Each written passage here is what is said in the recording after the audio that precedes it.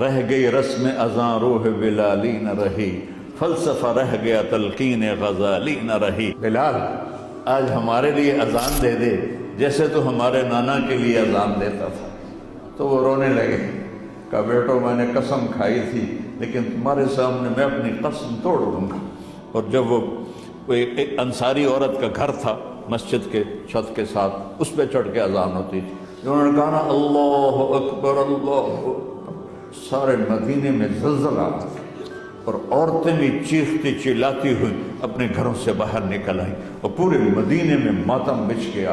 آپ کی اذان گونج رہی تھی اور سارا مدینہ نہیں، مدینے کے انسان نہیں، جنات نہیں، در و دیوار بھی بلک بلک کے رو رہے تھے۔